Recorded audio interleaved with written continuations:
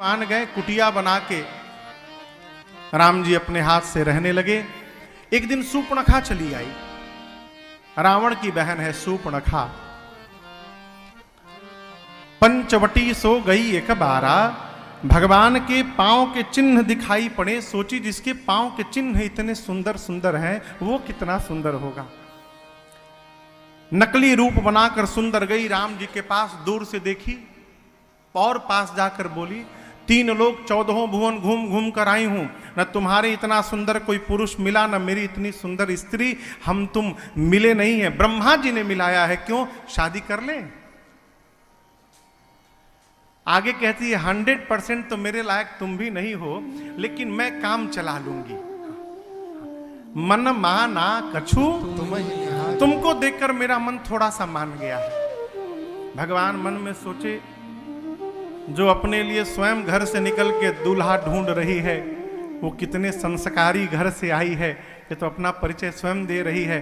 और कहती हमको देखकर मन थोड़ा सा माना है, यानी हमसे ढेर सुंदर मिली तो भाग जाई, हमसे सुंदर मिलेगा तो छोड़ के चली जाएगी। भगवान ने कहा भी प्रैक्टिकल करो। बोले हमको क्या देखी हो, अहै कुंवार मोर लगू, मेरा छोटा भाई कुंवारा है, उधर जाओ। सुनी छोटका इनसे सुंदर है, राम जी को छोड़ के उधर चली गई। राम जी बोले ठीक बोल रही थी। लक्ष्मण जी पहले ही पहचान गए, जाकर बोली शादी करूंगी। लक्ष्मण जी बोले क्यों? बोली रानी बनना है। लक्ष्मण जी बोले जो तुमको भेजे हैं हम उनका दास हैं। तो बोली वो कौन है? लक्ष्मण जी बोले प्रभु हैं, समर्थवान हैं, कौशलपुर के राजा हैं, मेरे साथ करोगी दासी बनोगी, उधर करोगी रानी बनोगी, चॉइसेस इज योर्स, बताओ क्या बनना है। हाँ, हाँ। दासी बनना है कि रानी बनना है? बोली हमको तो रानी बनना है। तो बोले जाओ उधर जाओ। राम जी और लक्ष्मण जी मिलकर उसको पेंडुलम बना दिए, कभी इधर कभी उधर।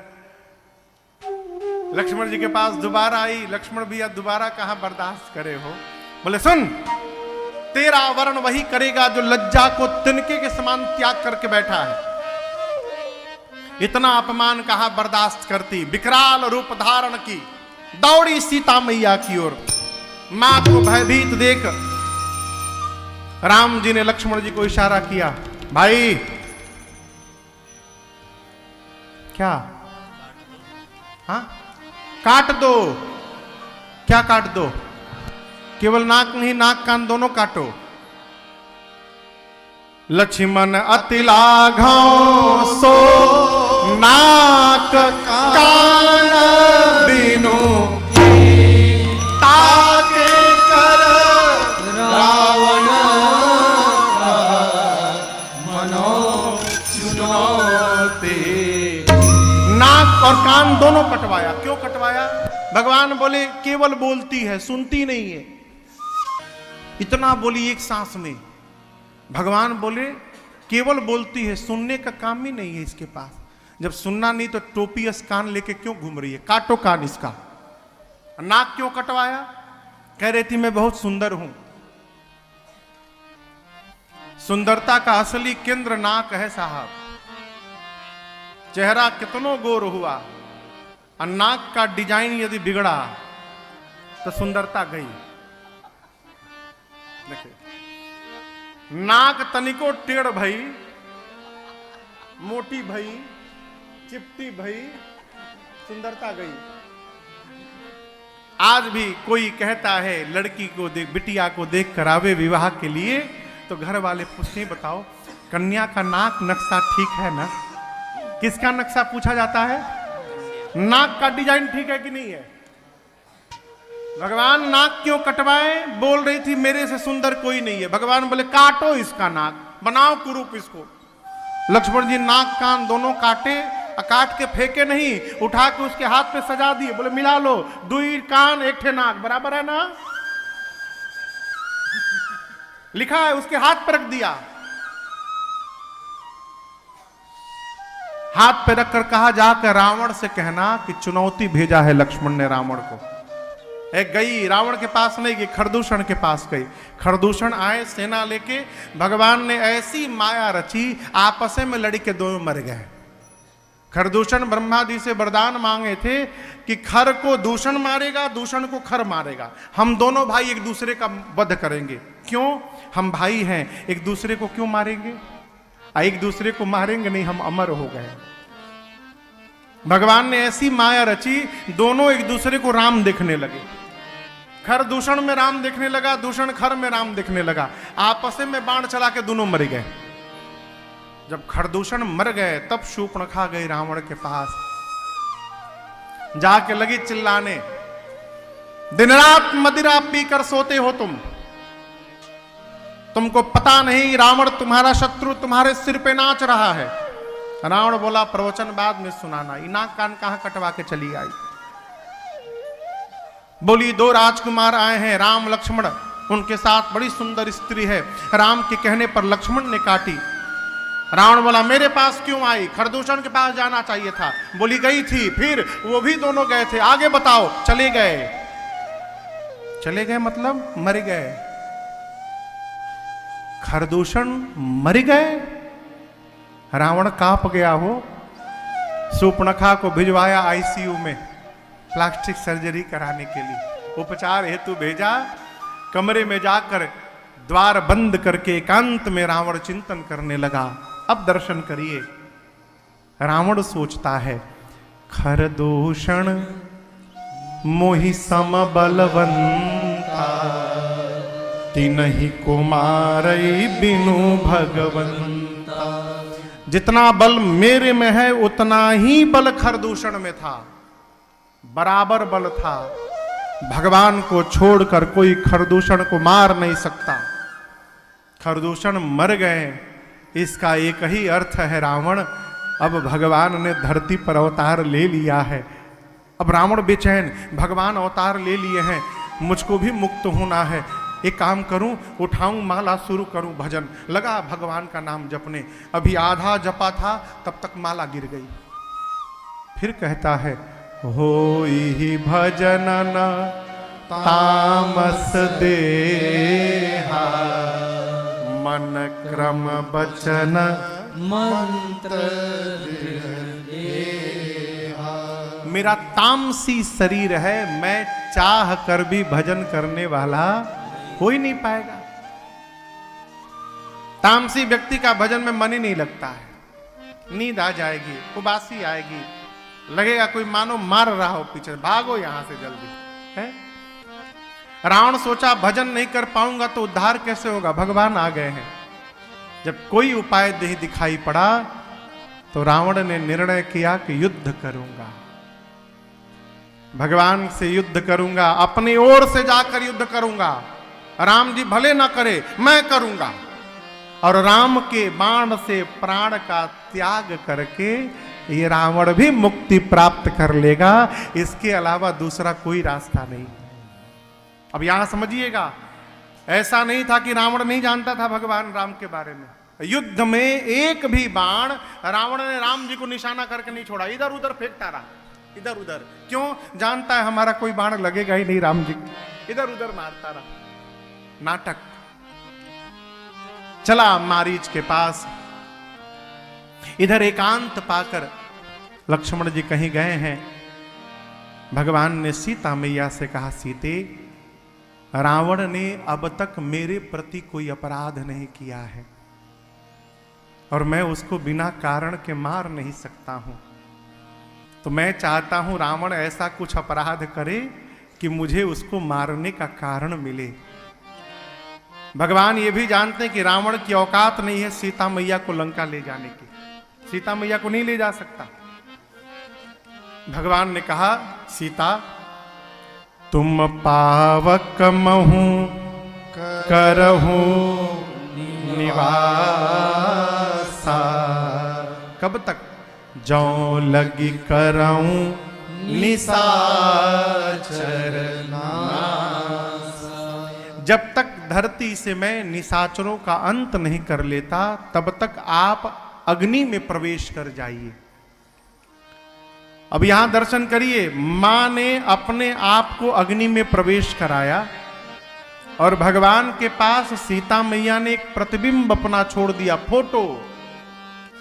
अब याद रखिएगा, रावण मेरी मां का हरण नहीं किया है। रावण सीता मैया का फोटो उठा के लंका ले गया था। रावण की औकात नहीं मेरी मां को ले जाए। उसकी क्या औकात है वो? आप कल्पना करिए, ये शिव धनुष था, शिव जी का धनुष, जिसको मां ने बाएं हाथ से उठा लिया था। सीता मैया जिस धनुष को उठाई थी, रावण उस धनुष को छू भी नहीं पाया। वो मेरी मां को क्या उठाएगा वो है?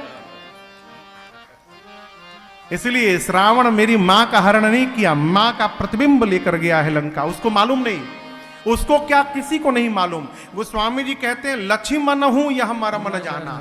लक्ष्मण जी भी नहीं जानते कि अब नकली सीता जी हैं, उनको भी नहीं मालूम। रावण को कैसे मालूम होगा? लोग कहते हैं कि राम जी ने सीता जी की अग्नि परीक्षा ली। कोई परीक्षा नहीं थी, वो असली सीता जी अग्नि में बैठी हैं। आज लंका से जो सीता जी आई हैं वो नकली सीता जी हैं। राम जी को अयोध्या जाकर राज्याभिषेक कराना है, क्या प्रभु नकली सीता जी के साथ अभिषेक करेंगे? अपनी सीता जी को अग्नि से बाहर बुलाने के लिए भगवान ने ये झूठी अग्नि परीक्षण की रचना रची, जिसमें प्रतिबिंब की सीता जी जाके जल गई और असली सीता जी अग्नि से बाहर चली आई। किसी को ये रहस्य पता नहीं चल पाया। मानस में सब लिखा है, इसलिए भगवान पर दोष मत लगाइएगा कि राम जी ने अग्नि परीक्षा ली मां की। सीता मैया अपना प्रतिबिंब निज प्रतिबिंब राखितः सीता तैसे रूपशील सीता जी अग्नि में प्रवेश कर गई। इधर रावण गया मारीच के पास। मामा मारीच को जाके रावण ने प्रणाम करके कहा, मामा, ऐ मामा। मारीच बोला, इतने प्रेम से तो आज तक कभी बात किया नहीं है। और याद रखिएगा, दुष्ट व्यक्ति जब मीठा बोलने लगे ना, सावधान हो जाइए, क्यों? घात करने के लिए आया है। ये सूत्र कहता है, नवन नीच के अति दुखदाई जिमि अंकुश धनु उरग। नीच व्यक्ति यदि झुकने लगे तो घात करने के लिए झुक रहा है, सावधान। मारीच सावधान हो गया। बोला, क्या बात है दशानन? बोला, चलिए सोने का हिरण बनिए नकली, सीता का हरण करना है राम की पत्नी का। बोले, कौन राम? उनका भाई लक्ष्मण है। हाँ, क्या हुआ? मारीच बोला, दिमाग ठीक है तुम्हारा? उसी राम ने मुझे बिना फर का बाण मारा था, मैं 100 योजन दूर आकर गिरा हूं। जिस राम ने ताड़का को मार दिया, सुबाहु को मार दिया, जिस राम ने खरदूषण को समाप्त कर दिया, उस राम को तुम मनुष्य समझते हो? रावण, राम मनुष्य नहीं है, ब्रह्म है। शरण में जाओ, उद्धार हो जाएगा। रावण बोला, बोल लिए, पूरा हुआ ना भाषण? प्रवचन सुनने नहीं आया हूं। चलते हो कि नहीं चलते हो, इतना हाँ ना में उत्तर दो। मारीच बोला, हिरण बन के जाऊंगा तो राम मार देंगे। रावण बोला, ना बोल के देखो, मैं भी मार दूंगा। एक बार केवल ना बोलो बस, मैं भी मार दूंगा तुमको। मारीच देखा, आज तो दोनों ओर से मरना है। जाऊंगा तो राम जी मारेंगे, नहीं जाऊंगा तो ये पापी मारेगा। उभय भांति देखा निज मरना, तब ताके सी रघुनायक सरना। मारीच ने दोनों प्रकार से जब अपनी मृत्यु का दर्शन किया तो मन में निर्णय किया, इस पापी के हाथों मरने से अच्छा है चल के भगवान के हाथों मरा जाए, कम से कम उद्धार तो हो जाएगा मरते के समय। मारीच चला सोने का मृग बनकर, सोने का हिरण बनकर गया। क्यों गया? सीता जी का हरण कराने। अच्छा आप बताओ, यदि वो हिरण सोने का न दिखता तो क्या सीता जी उसका चर्म मांगती? ये माया क्या है? ये सोना ही माया है।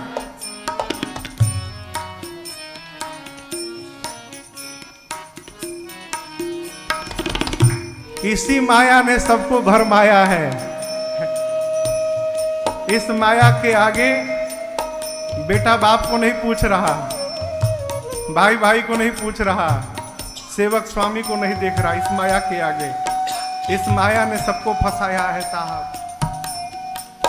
सोना होना चाहिए, लेकिन सोना इतना भी नहीं होना चाहिए कि जीवन से रात का सोना समाप्त हो जाए। मां ने चर्म मांगा, भगवान चले धनुष पर बाण चढ़ाकर। बहुत दूर गए भगवान,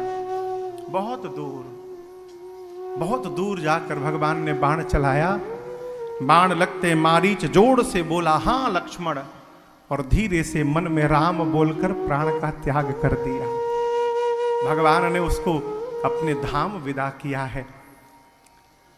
इधर पंचवटी में हां लक्ष्मण की आवाज सुनाई पड़ी। सीता जी ने कहा कि लक्ष्मण जी से कि आपके भैया आपको बुला रहे हैं, लगता है किसी संकट में है। लक्ष्मण जी बोले, मेरे भैया के ऊपर संकट नहीं आ सकता मां। यहां मां ने कुछ कठोर कह दिया। क्या कह दिया अब सीता जी जाने, लक्ष्मण जी जाने। इसमें न पढ़ना चाहिए क्या कहा होगा। कुछ कठोर कहा मां ने। लक्ष्मण जी ने रेखा खींची और कहा, मां इसको आप पार न करिएगा। लक्ष्मण भैया गए, रावण सन्यासी का रूप बनाकर आया और मेरी मां का हरण करके ले गया। लेकिन आपको बतावे, जैसे कहा जाता है कि रावण घसीट रहा है, ऐसा कुछ नहीं था। हो ये तो माया की सीता जी है, जाने के लिए ही है, नकली सीता जी है। रावण को नहीं पता कि नकली है। रावण सीता जी को मां मानता है, जगदम्बा मानता है। रावण नहीं, उसका पूरा खानदान जगदम्बा मांगता है, पूरा परिवार। कुंभकर्ण को जब युद्ध के समय रावण ने जगाया बीच निद्रा में से, कुंभकर्ण जगा और जब रावण ने पूरा वृत्तांत सुनाया, कुंभकर्ण बोला, मूर्ख रावण, तूने किसका हरण किया है तुझे पता है? जगदम्बा हरियाणा से सठ चाहसी कल्याण, सठ तूने जगदम्बा का हरण किया है। ये किसने कहा? कुंभकर्ण ने। जानता है कि सीता जी जगदम्बा है, रावण भी जानता है। और यहां दर्शन करिए, ऊपर से तो नाटक करता है, बड़ी बड़ी आंखें दिखा रहा है, ले जाऊंगा। लेकिन गोस्वामी जी कहते हैं, मन में, भीतर मन में वो सीता जी के चरणों को बारंबार प्रणाम करता है। मनमहु चरण बंदी सुख माना। मन ही मन रावण चरण स्पर्श करता है मेरी मां का। कहता है, आप जगदम्बा हैं, मैं रावण चाहूं इसी वन में राम से युद्ध करके अपने को मुक्त करा सकता हूं। लेकिन मां, मैं तो मुक्त हो जाऊंगा, मेरे घर वाले कैसे मुक्त होंगे? जो लंका में बैठे हैं, उनको मुक्त कराने के लिए राम जी को वहां ला जाना पड़ेगा। और जब तक आप नहीं चलेंगी वहां, तब तक राम जी वहां आने वाले नहीं है। इसलिए आपको चलना पड़ेगा। लेकर गया पुष्पक विमान में। मार्ग में जटायु जी ने देखा, जटायु जी के साथ घोर युद्ध हुआ रावण का। रावण ने जटायु जी के दोनों पंखों को काट दिया है?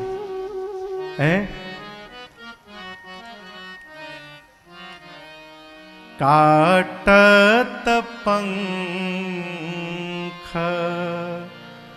पड़ा धरनी, सुमिरी राम कर अद्भुत कर। श्री जटायु जी धरती पर गिर गए। इधर लक्ष्मण भैया जब राम जी के पास पहुंचे, भगवान ने लक्ष्मण जी को देखा, राम जी नाटक करने लगे। यहां लिखा है गोस्वामी जी ने कि रघुपति अनुजही आवत देखी तो बाहिज चिंता। बाहिज चिंता माने बाहरी चिंता, नाटक। बोले, लक्ष्मण आप आ गए, मेरा मन कहता है अब आश्रम में वैदेही नहीं है, जानकी नहीं है। आए और मां से विहीन आश्रम को देखकर भगवान बहुत रोए हैं। कामी व्यक्ति की तरह भगवान विलाप करने लगे हैं। पत्तों से, लताओं से, पुष्पों से, पशुओं से, पक्षियों से, हिरणों से, हिरणियों से। रघुनाथ जी पूछते हैं कि आप में से किसी ने मेरी मृग नयनी जानकी को देखा है?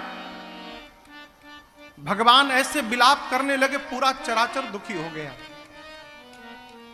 तब तक अचानक रघुनाथ जी के कान में आवाज पड़ी, राम राम। सुनाई पड़ा। किसकी आवाज थी? श्री जटायु जी की आवाज थी। भगवान सुने, गए, जटायु जी को देखा और भगवान ने तुरंत जटायु जी को उठाकर अपने गोद में रख लिया हो। जैसे भगवान ने जटायु जी को अपने गोद में रखा है और उनके सिर पे अपने हाथ को फेरा, जटायु जी की सारी पीड़ा समाप्त हो गई। कर सरोज सिर पर सिउ कृपा सिंधु रघुवीर है, निरखी राम छवि धाम मुख विगत भय सब पीर। भगवान का स्वरूप दिखाई पड़ा, सारी पीड़ा समाप्त हो गई। भगवान ने जैसे सिर पे हाथ रखा, कृपा हस्त को भगवान ने फेरा, जटायु जी की पीड़ा समाप्त हो गई। राम जी बोले, तात आपकी ये गति किसने की? जटायु जी बोले, प्रभु नाथ दशानन यह गति कीन्ही। मेरी इस गति का जिम्मेदार रावण है, उसी दुष्ट ने सीता का हरण किया है। लय दक्षिण दिशि गयो गोसाई, दक्षिण दिशा में लेकर गया है। मैंने अपनी ओर से बचाने का बहुत प्रयास किया प्रभु, मैं बचा नहीं पाया। आपको केवल सूचना देने के लिए मैंने प्राण रखा था, अब मुझे विदा करिए नाथ। राम जी बोले, तात मोरे जान तात कछु दिन जीजे।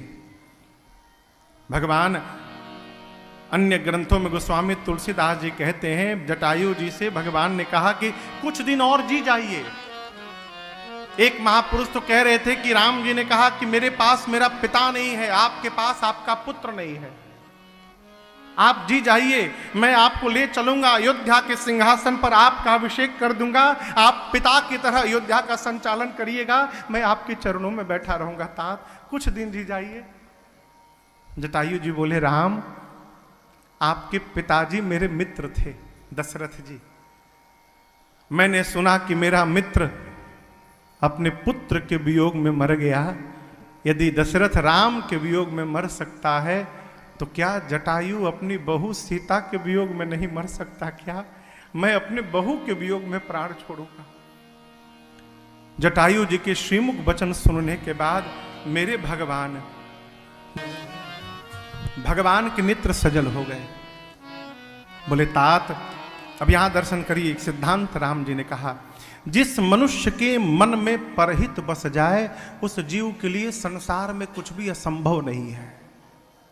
मन में बस जाए, करे ना करे बात की बात है, मन में हो जाए। क्या हो जाए? परहित का भाव आ जाए। आपने परहित में प्राण की चिंता नहीं की, मैं आपको अपने लोक विदा कर रहा हूं। लेकिन एक प्रार्थना है जटायु जी से। राम जी ने कहा, मार्ग में देवलोक पड़ेगा जहां मेरे पूज्य पिताजी हैं। पिताजी यदि मेरे मिले तो सीता के हरण की बात न कहिएगा, उनको कष्ट होगा। मैं वचन देता हूं, जाओ मैं राम, यदि मैं राम हूं तो वचन देता हूं आपको, जिस दशानन ने सीता का हरण किया है वो पूरे परिवार के साथ देवलोक पहुंचेगा और वो जाके अपने मुख से पिताश्री से कहेगा, आप मत कहिएगा तात। जटायु जी ने यहां भगवान की स्तुति की और अविरल भक्ति की याचना की। भगवान ने जटायु जी को भक्ति प्रदान की।